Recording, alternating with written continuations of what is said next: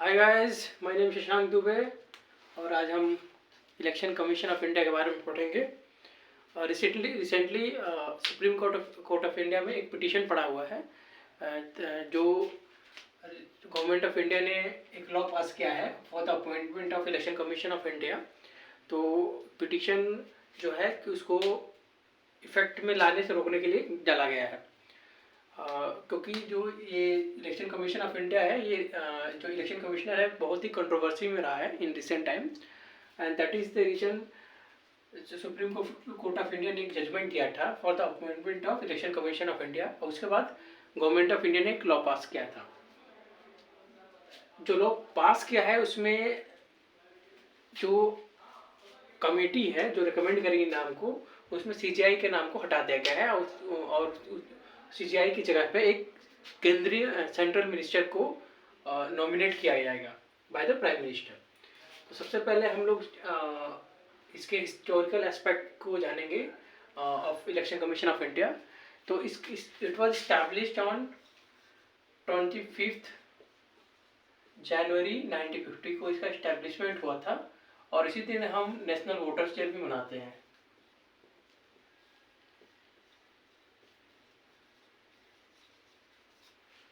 और जो first election commissioner थे उनका नाम था सुकुमार सेन, और इन्होंने ही बाद में जो सूडान में इलेक्शन हुआ था उसको सुपरविजन भी करा था।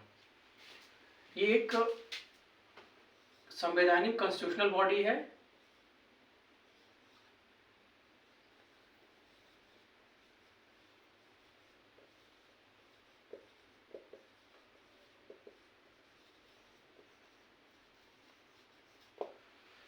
अगर हम इसके कॉन्स्टिट्यूशनल प्रोविजन की बात करें तो इसको आर्टिकल 324 to 329 में मेंशन करा गया है, जो कि पार्ट 14 में है।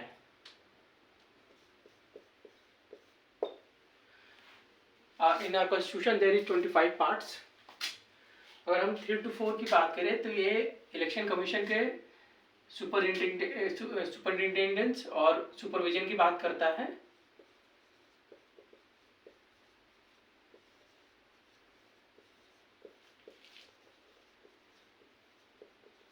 अगर हम 3 to 6 की बात करें तो ये यूनिवर्सल एडल्ट फ्रेंचाइज की बात करता है।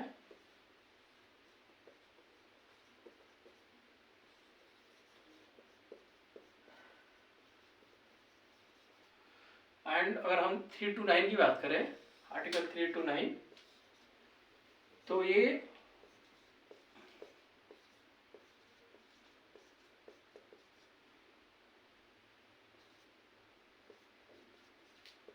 जो आर्टिकल 3 to 9 है कोर्ट को रोकता है इलेक्शन के डिस्प्यूट के रिगार्डिंग, उसके जुरिस्डिक्शन को रोकता है, कोर्ट के जुरिस्डिक्शन को रोकता है।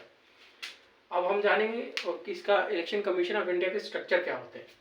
Initially when it was established during 1950s, it was a single member body till 1989।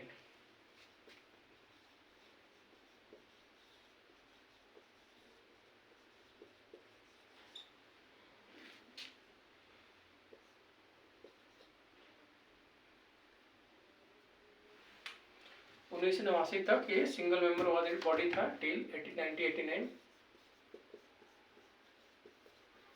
उसके बाद से ये थ्री मेंबर बॉडी हो गया है, और जो इन रिसेंट ईयर्स इसको अभी भी ये 3 मेंबर बॉडी है।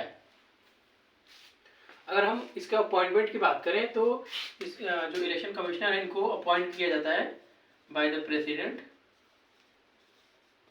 On the recommendation of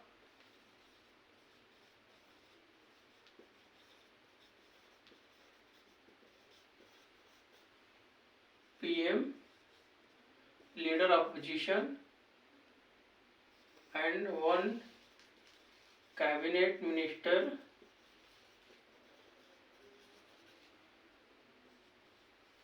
recommended by prime minister। और हम अपॉइंटमेंट में बात करें तो ये प्रेसिडेंट के द्वारा अपॉइंट होता है on the recommendation of prime minister, leader of opposition, and one cabinet minister recommended by the prime minister. और यही जो कमेटी है इसी के रिगार्डिंग कंट्रोवर्सी हुआ है, क्योंकि जो सुप्रीम कोर्ट का जजमेंट था उसमें ये क्लियरली मेंशन था कि वन कैबिनेट मिनिस्टर की जगह पे चीफ जस्टिस ऑफ इंडिया उस कमेटी में रहेंगे। अगर हम टेन्योर की बात करें तो इसका जो इलेक्शन कमिश्नर का जो टेन्योर होता है 6 years और 65 year,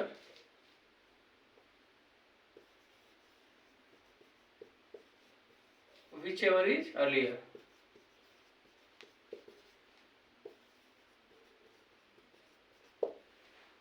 जो भी पहले हो। अगर हम रिमूवल की बात करें इलेक्शन कमीशन ऑफ इंडिया की, तो ये he can tender his resignation to president or he can remove as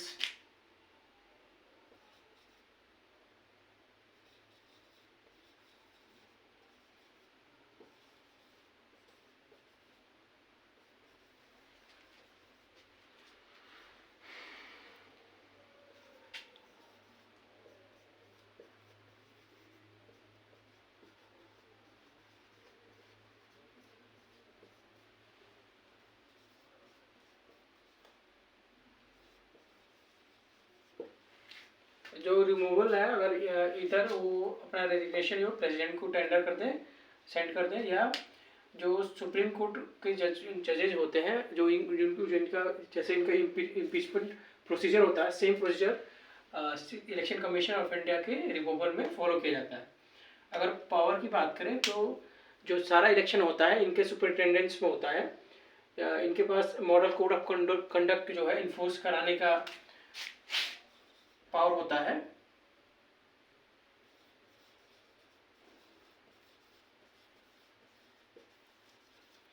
four होता है जो रजिस्ट्रेशन ऑफ पॉलिटिकल पार्टी जो होती है,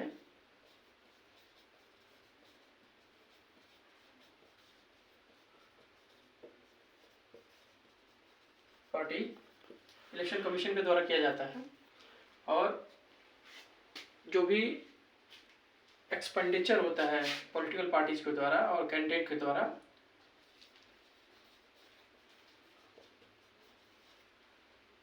पॉलिटिकल पार्टी और कैंडिडेट के द्वारा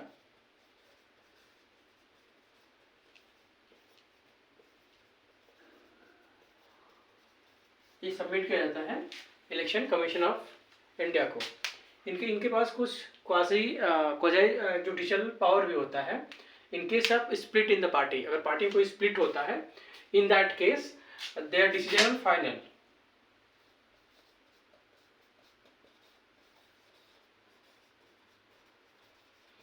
इन दिस केस स्प्लिट कोई होता है, वो उनका जो डिसीजन होता है फाइनल होता है। कुछ और इम्पोर्टेंट फैक्ट्स जो है इलेक्शन कमीशन ऑफ इंडिया के बारे में, कि अगर हम इनके अपॉइंटमेंट की बात करते हैं, if you talk about their appointments, so we found that there is no law regarding this. इसके रिगार्डिंग कोई लॉ नहीं है और हमारे संविधान में इसको भी मेंशन नहीं करा गया है।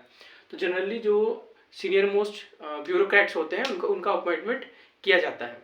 और ये after the completion of their tenure, अगर उनके कंप्लीशन ऑफ टेन्योर, ये again they can be appointed in other positions. जैसे कि हम सीएजी के बारे में जानते हैं कि after becoming CAG that person can't be appointed in any other position in the government of India. तो ये सब इम्पोर्टेंट फैक्ट्स थे और इन्फॉर्मेशन थी about election Commission of India. Thank you.